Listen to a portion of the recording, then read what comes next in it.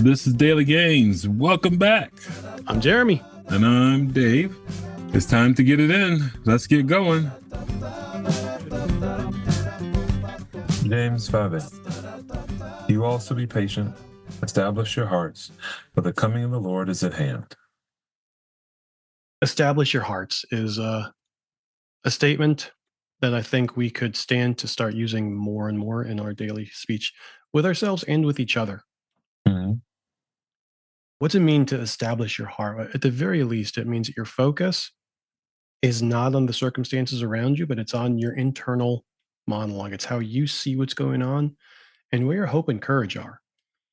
And when he says establish your hearts, therefore, what he's saying is this is the picture of taking a building stake and sticking it down into the concrete and then staking it out so that it's standing up straight. You've leveled it off, and now you're sure that as the concrete hardens, it's not going to move until the concrete is set, and it's going to stay exactly where it should.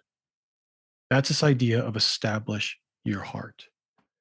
It's similar to the idea of gird up the loins of your mind. It's more than just think right. It is, yes, think right. It is, yes, tell yourself the truth and think according to what is actually true, actual reality, what I'll call real reality, not just perceived reality. But it also means settle your hope in that truth.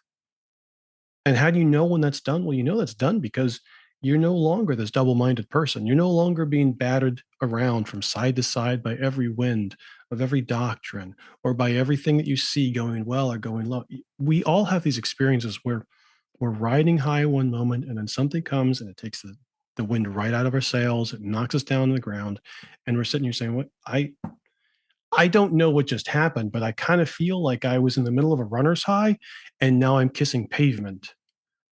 This is not supposed to, something happened here and I'm disoriented." And James says, yeah, that's going to happen.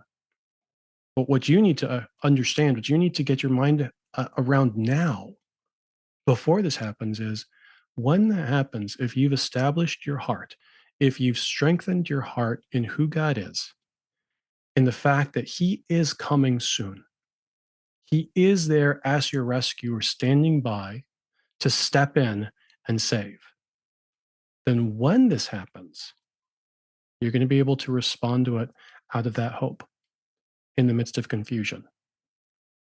And that's the word for me today. Hope in the midst of confusion is what I'm aiming for. Thank you for sharing. For me, it was, the coming of the Lord is at hand. Unlike those who were not in the category of Jews for Jesus, we believe he's already come, and the second coming is what we're waiting for. And he's made it clear that he's coming in a different fashion the second time. For me, the challenge is just that time is moving swiftly. We often miss that, and I have to be diligent and intentional to get the work done. Yeah, this is daily gains as far as like taking the time, but I need to be intentional in sharing my faith, loving my neighbors, loving the stranger, and doing the things that God has called me to do. A lot to do. Yes. Let's get to it. I'll see you guys in the next